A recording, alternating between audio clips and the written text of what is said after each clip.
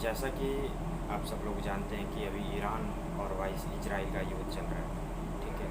तो ईरान और इजराइल का युद्ध क्यों चल रहा है, क्या कारण है?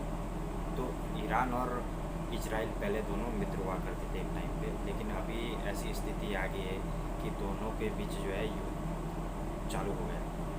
तो ईरान जो है क्या करा कि अपना न्यूक्लियर जो हथियार होता है, न्यूक्लियर, वो अपना हथियार बना रहा था।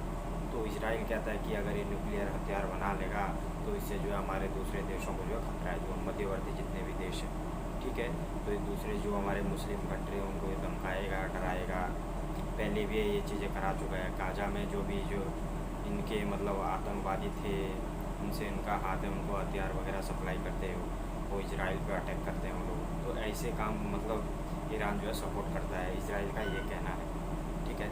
लेकिन ईरान जो है बहुत बड़ा देश है, कोई छोटा मोटा देश नहीं है। और इजराइल जो एक छोटा देश है, उतना मतलब बड़ा नहीं। इजराइल की जो जनसंख्या है कम से कम वो है 93 लाख के समथिंग है।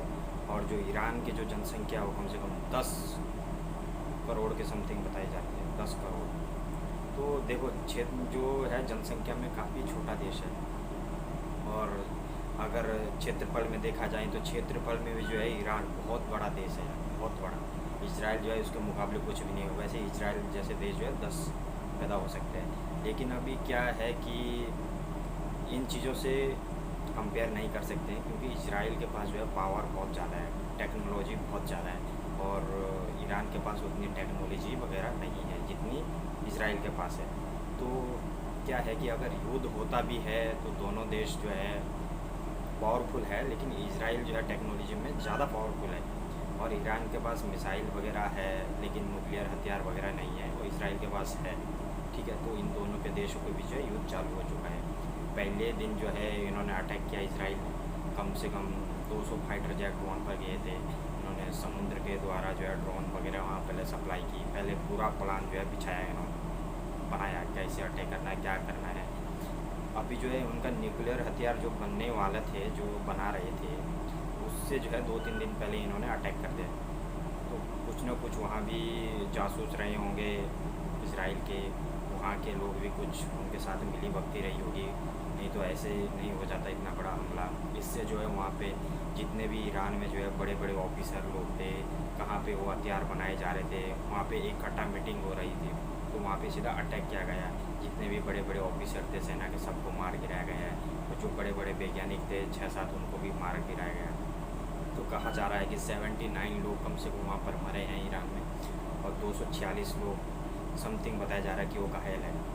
तो ईरान ने भी जो है दूसरे दिन पलटवार किया है और वहाँ पे इजराइल पे जो अटैक किया है। वो कैसे अटैक किया, उन्होंने मिसाइल के थ्रू अटैक किया। तो वहाँ पे भी 70-80 लोग कह रहे हैं कि मर चुके हैं इसराइल में, और अभी 200-300 के समथिंग वहाँ पर लोग हैं जो घायल बताए जा रहे हैं। तो अभी दोनों तरफ जो है बहुत गर्मा गर्मी है। अभी देखो इससे जो है ईरान से जो है दुनिया को जो है फ़र्क पड़ सकता है, क्योंकि वहाँ से ट्रेड होता है हर जगह, जैसे तेल वगैरह, गैस वगैरह वहाँ है। तो उससे काफ़ी ज़्यादा देशों को जो वहाँ से जाती है, मतलब सप्लाई होता है ये सारी चीज़ें, ठीक है। तो जो है विश्व को भी जो है इससे नुकसान हो सकता है। तेल वगैरह है दूसरे देशों में, जैसे भारत में महंगा हो सकता है अगर ये कंटिन्यू चलती रहेगी। तो अगर ये बीच में बंद हो जाएगा तो ये सारी चीज़ें उतना फ़र्क नहीं पड़ेगा। तो अभी देखो जो है अगर ये युद्ध ऐसे कंटिन्यू चालू रहेगा तो विश्व युद्ध भी चालू हो सकता है। अगर तो उसके स्टैंड में कोई दूसरा देश है, जैसे अभी ईरान को जो खुला समर्थन कर रहा है रसिया और चीन, और उधर से अभी अमेरिका भी छुप छुप के इसराइल को सपोर्ट कर रहा है। अभी इंडिया का भी इतना स्टैंड नहीं है अभी किसी की तरफ, क्योंकि इंडिया के लिए दोनों ही अभी मैन है, उससे हम लोग तेल वगैरह लेते हैं। इधर इसराइल भी हमारा खास मित्र है, तो अभी कोई स्टैंड नहीं लिया इंडिया ने। तो अगर ये युद्ध ऐसे ही चलता रहेगा तो आगे के लिए चिंताजनक है। अगर ये जल्दी ख़त्म हो जाएगा तो सही है, दोनों देशों के आपस में सुलझा दो। अगर केस फायर हो जाए तो ठीक है, सीज फायर हो जाएगा तो अच्छा है, नहीं तो ये बहुत ज़्यादा आगे समस्या हो जाएगी। तो इसराइल और ईरान दोनों ताकतवर तो ऐसी बात नहीं है, लेकिन इसराइल के पास टेक्नोलॉजी ज़्यादा है, हो सकता है वो ज़्यादा प्रहार कर सके उनके ऊपर। इसराइल के पास उतने टेक्नोलॉजी वगैरह नहीं है, लेकिन ऐसा नहीं कि उनके पास भी हथियार नहीं है। तो अभी टेक्नोलॉजी के मामले में इसराइल अभी बढ़कर है। अब आगे देखना होगा क्या क्या हो सकता है। इसराइल ने जो है गाज़ा का भी क्या हाल किया था सभी को पता है, पूरी दुनिया जानती है, ठीक है। तो देखो, अगर जो है ईरान जो है इस तरह से मतलब आतंकवादी लोगों को जो है सपोर्ट कर रहा, हथियार देता है, उनके थ्रू जो है इसराइल पर अटैक कराता, तो ये बातें गलत है दोस्तों, तो ये बातें गलत है, ऐसा नहीं करना चाहिए। अगर इसराइल ये चीज़ें कह रहा है वो सच है वो बातें, तो इसमें जो ईरान गलत है। ईरान, एक बात यह है कि सच में अगर वो न्यूक्लियर हथियार बना लेता तो और देशों के सच में डराता है, ऐसा भी हो सकता है, उनका कहना ही है।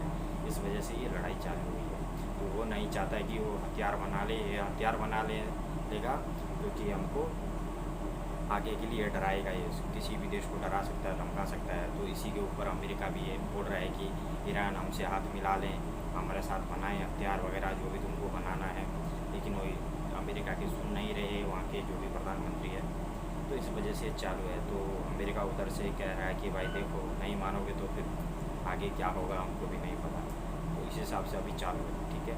तो आगे जो भी अपडेट आएगा मैं आपको बताता हूँ, अपना ख्याल रखिए।